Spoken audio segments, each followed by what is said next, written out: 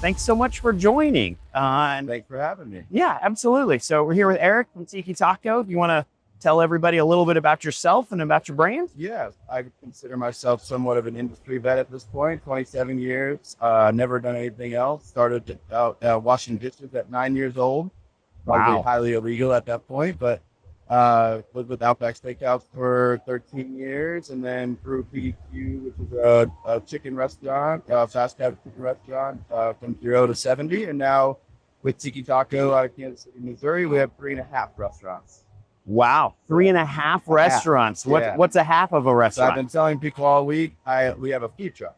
So it's highly profitable, and I suggest that every restaurant get into the food truck business. Wow. And there's probably a deep story we can go there with how that was. That the first one or the last one? It's actually the last one. Oh, okay. Yeah, we had 3 brick and mortars first, and then added on the food truck.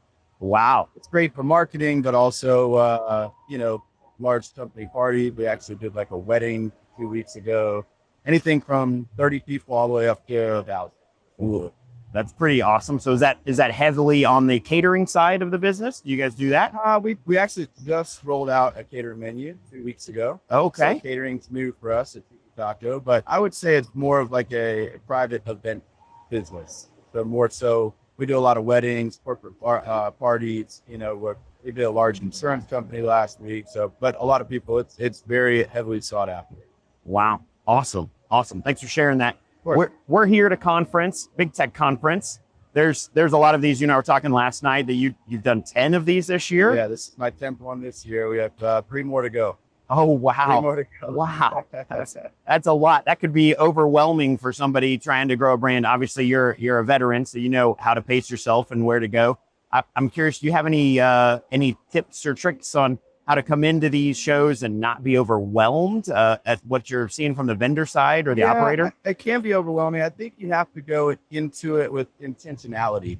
You have to know at least what you're looking for, not just go in and say, hey, I'm going to go by every booth and talk to every single vendor and see what they do, because it can become very overwhelming. So, like I said, this is the 10th one this year. So I work with a lot of the partners that are already here. But if I was coming into it brand new, I would come in with some type of intention, at least specific to what part of the business that I'm looking for. Don't come in and try and build an entire tech stack at one conference. It's probably not going to go very well. Right. And that makes sense. You've been building a lot on LinkedIn, I would say, in public, which I think is awesome. I think more brands should do that. But I'm curious, is there a reason you chose to do that at Tiki Taco? Well, I think there's a few things. So I think that you can learn a lot from other operators, not only at these conferences, but on LinkedIn. I appreciate when people share things, because I give this story a lot. I say this a lot, right? So Sean from Cali Barbecue, which is now Cali Barbecue Media as well. Right. He turned me on to a company called Davo. I had no idea what it was, right? And so on his podcast, so I went and researched Davo. And I'm like, I've never heard of this. I've been to 10 conferences this year. And but they automate sales tasks. Not sexiest technology, right? Right. But we don't have to worry about remitting sales tax. They do it all for you at a very low cost, right? So my point of that is that you can listen to podcasts or read LinkedIn or come to these conferences, and you can pick up so much from other people if you just slide your ego aside and say, hey, I'm not the smartest person here. Let me figure this out. Got it. That's great. We've heard a lot from operators in the sessions here, and certainly at the other conferences. You and I have been at a couple this year together, about what operators are looking for and what they're trying to drive, what operational problems are trying to be solved. What do you think is the number one problem that growing brands are dealing with right now, tech or no tech? What do you think is the number one problem? I think that the problem is not with the technology, it's actually with the foundation of their business. Okay. So I think that too many people try and leverage technology to be the silver bullet that's going to fix their business if they have an issue. If they would just focus more on the foundation of their business, great food, great people, great culture within the organization, then you bring a technology in and let it become an accelerant to your business. Speed things up, right? If it's back of the house, you're talking about operations. Front of the house could be guest service, talk about accounting, make things easier. bringing in, financial results, whatever the case may be, but it's not going to fix your business. Right. So work on your business first, get that right, and then leverage technology to accelerate. Have you seen I think that's wise advice, but have you seen the opposite where people will bring in tech trying to solve a problem that's an operations problem and actually have it accelerate a negative effect? Well, yeah, I think that's exactly right. If you don't work on the actual problem and you bring something in, it's just going to speed that up. Right. So I don't know that I have a perfect use case for it, but if you have, let's say that you have an issue with your food or your service, right? And then you bring in a guest sentiment platform that pushes people to review you online or, bring in surveys. And now all of a sudden, not only are you getting inundated with that problem, but also it could potentially go public as well. Right. So I've never seen that. It's the first example that came to mind. Yeah. Well, it's interesting. We actually did an interview earlier yesterday with a guest sentiment platform. Okay. And actually that came up because we were talking about the correlation between customer satisfaction and employee satisfaction and training. And it turned out that if you don't have your employees well trained, and if their employees aren't happy, then they're going to serve your customers poorly. That's right. And so you've actually sped up the downfall of your brand, for lack of a better term, by bringing in that tool. Yeah. And so foundationally needing to be there. Which leads us a little bit into one of my last questions.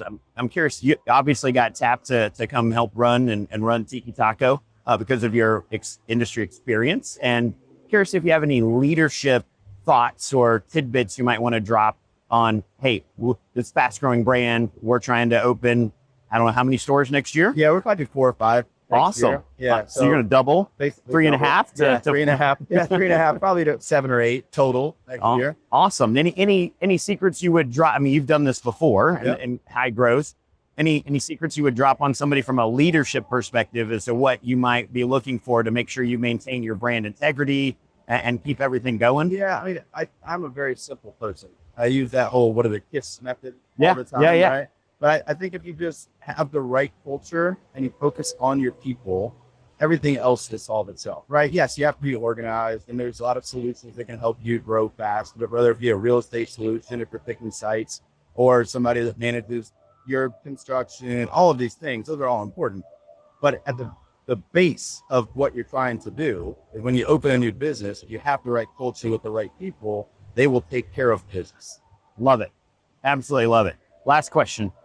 Is there anything, you've been going to a lot of conferences, is there anything you haven't seen addressed in the restaurant space? Is there anything like really missing? So I actually think we've done a lot with technology in the last 4 years. Right. And a lot of it has been guest customer facing technology.